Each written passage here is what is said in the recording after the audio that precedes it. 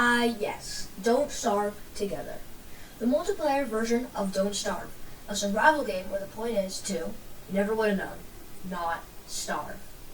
Don't Starve Together is a great start to your survival game journey. It can be found on Steam, Xbox, PlayStation, and Nintendo. Don't Starve Together is fun, but long, and is a gruesome journey. This journey will take you through fighting bosses and other creatures like tallbirds and spiders. You can also farm and make cool bases. A basic introduction to this game is that you have a health icon, where if it's all gone, you will die. A food icon, which if it's at its minimum, you will start to lose health. And lastly, you have a sanity icon. If it all drains, shadow creatures will spawn and slowly kill you. At the beginning of your game, you will be able to pick different characters each time. For example, let's say you pick Wolfgang. You can lift the weight you spawn with to make yourself stronger. When you're the strongest you can be, you deal 2 times damage. And that's just 1 out of the 17 playable characters in Don't Starve Together. But every time you load into a world, you usually die. And after that, you have one question to ask. Why is this game so hard? At least this happened to me a bunch of times. And I'm about to tell you a couple reasons why I think Don't Starve Together is one of the best, but hardest games out there. The first reason that Don't Starve Together is one of the hardest games is food management. Right when you spawn into the world, there's a plentiful amount of food, like berries, carrots, and gobblers. These gobblers give drumsticks for food. For the first couple days, you are stocked with food, but after the 4th day, things start to go downhill. If you can't get a crock pot soon enough, your food will not be as useful as it could be. Speaking of crock pots, to make really good foods with them, you need foods that are pretty hard to get/find.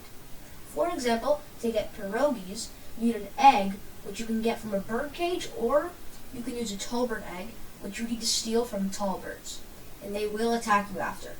So basically, what I'm saying is you need to keep a very balanced and managed diet while playing, which can be pretty challenging at times. And if you don't keep this diet, you will start to lose hunger and die. The second reason that Don't Starve Together is one of the hardest games is the dangers that come with it.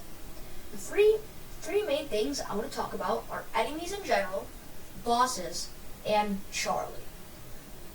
The first one being enemies. When you start your Don't Starve Together experience, you will more than likely encounter a bunch of these enemies. They include tallbirds, spiders, merms, hounds, frogs, and shadow creatures.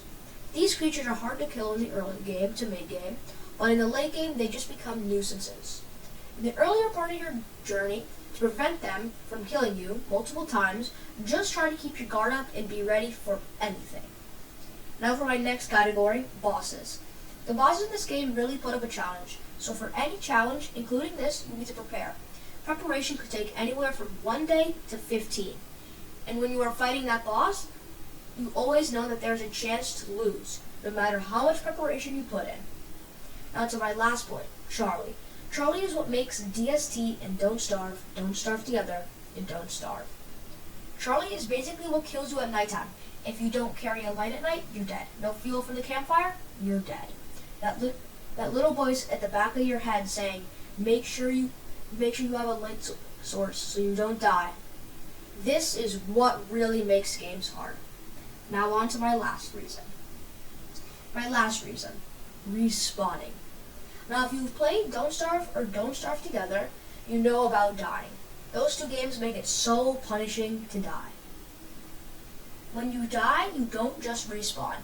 You need to find a touching stone or get resurrected by your friends with a telltale farm. But let's be honest, you don't have any, so why does it matter? Anyway, there are only 2 touching stones on the map. The map is enormous, and only 2, and if you die 2 times and respawn both times on the same touching stone, after that the game is just like, no respawn for you. So you either need to find another touching stone, which is probably all the way in Narnia, or get resurrected by your friend. And getting resurrected costs 40 health. You get the point. This was why Don't Starve Together is one of the hardest games out there.